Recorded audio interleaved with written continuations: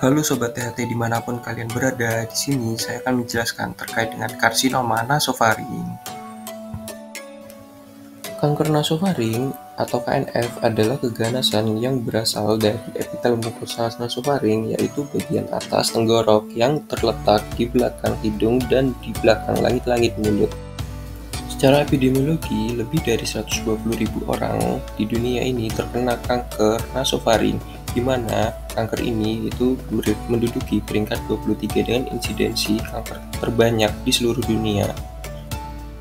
Insidensi tertinggi dari kanker nasofaring itu berada pada benua Asia, di mana Indonesia merupakan salah satu negara di Asia. Berikutnya, tingkat kematian akibat kanker nasofaring sendiri itu berada pada angka 73.000 jiwa dari seluruh dunia.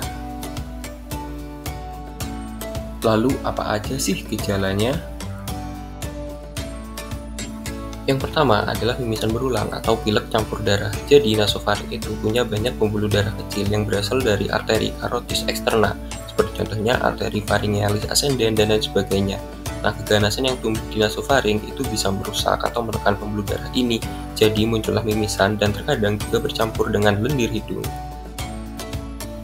Berikutnya adalah buntu hidung menetap yang progresif. Jadi kalau ada kanker di nasofaring, maka ruang di belakang hidung itu akan jadi sempit dan tertutup sehingga aliran udara terganggu dan muncullah rasa tersumbat. Nah, KNF sendiri biasanya itu tumbuh di satu sisi nasofaring, jadi pasien sering merasa hidung tersumbat hanya di satu sisi saja, atau dia sebut unilateral. Berikutnya adalah telinga berdenging dan terasa penuh. Jadi kanker nasofaring itu bisa membuat telinga berdenging karena tumor menutup saluran tuba Eustachius. Nah, kalau muaranya tersumbat, tekanan telinga tengah jadi negatif. Tekanan negatif menarik cairan masuk atau memicu keluarnya cairan serus ke rongga telinga tengah. Nah, inilah yang menimbulkan sensasi penuh, tersumbat, dan berdenging. Berikutnya adalah benjolan di leher. Nah, nasofaring kayak akan pembuluh limfatik.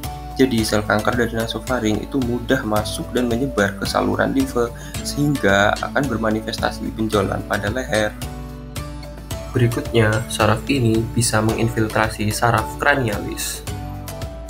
Nah, gejala yang pertama adalah sakit kepala atau nyeri wajah. Jadi kanker ini bisa menyebabkan sakit kepala dan juga nyeri pada wajah. Nah, dikarenakan yang pertama, dia itu dapat menekan tulang dasar kepala, lalu juga menekan saraf wajah atau saraf trigeminus, lalu berikutnya dia juga dapat menyumbat sinus sehingga menimbulkan sakit kepala atau nyeri wajah.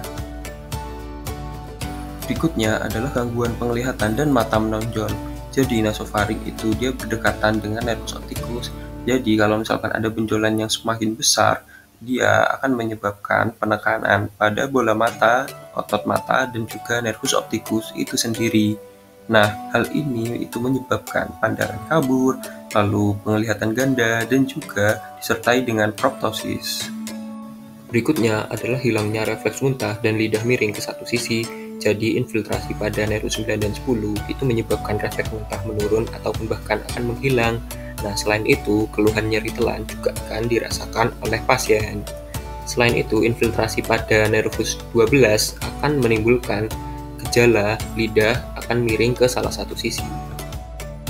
Berikutnya adalah keluhan tidak bisa mengangkat bahu. Jadi keluhan ini itu muncul ketika KNF dia menginfiltrasi dari nervus 11, di mana selain dari tidak bisa mengangkat bahu, pasien juga akan sulit untuk menoleh kepala ke arah yang berlawanan dengan lesi.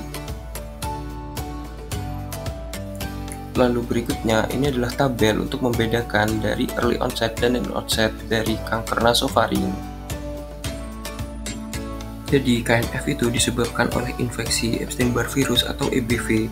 Sebenarnya EBV ini dia itu hidup laten di nasofaring kita, tapi berbagai faktor resiko itu menyebabkan Epstein-Barr virus itu menjadi aktif sehingga nanti dia mengaktifasi dari jalur onkogeniknya. Lalu terjadilah mutasi gen dan inaktivasi tumor supresor. Inilah yang menyebabkan transformasi epitel nasofaring menjadi karsinoma yang nantinya bisa bermetastasis ke berbagai organ. Beberapa faktor resiko tersebut, yang pertama adalah riwayat keluarga. Jadi, penelitian genetik seperti Genome-Wide Association Studies menunjukkan beberapa lokus genetik itu berhubungan dengan resiko KNF yang lebih tinggi. Berikutnya adalah merokok dan alkohol. Jadi, merokok itu memperkuat efek dari EBV untuk reaktivasi dan memperburuk kerusakan sel. Konsumsi alkohol berat juga dikaitkan dengan peningkatan risiko meskipun efeknya lebih variatif tergantung lokasi dan pola konsumsi. Berikutnya adalah mengkonsumsi makanan yang mengandung nitrosamin. Jadi, nitrosamin itu memudahkan reaktivasi dari EBV pada sel epitel nasofaring. Nah, contoh makanannya yang mengandung nitrosamin adalah ikan asin dan daging asap. Lalu untuk diagnosis dari kanker nasofaring sendiri, yang pertama adalah anamnesis. Jadi nanti pasien akan datang dengan gejala-gejala yang tadi sudah dijelaskan. Nah, kebanyakan pasien datang itu dengan keluhan benjolan di leher, yang mana ini sudah masuk head concept. Pemeriksaan fisik dilakukan untuk menilai adanya KNF. Rinoskopi anterior digunakan untuk melihat lendir bercampur darah, rinoskopi posterior untuk melihat adanya KNF atau tidak, dan palpasi leher digunakan untuk menilai benjolan. Pemeriksaan penunjang seperti biopsi dan juga imaging, MRI dan CT scan juga bisa digunakan untuk menilai tumor dan juga pendesakan serta metastasisnya. Nah, ini adalah hasil gambaran dari nasoendoskopi serta MRI dan CT scan pada pasien dengan kanker nasofaring. Kemoterapi dan radioterapi masih menjadi modalitas pengobatan utama. Pembedahan kontraindikasi untuk dilakukan.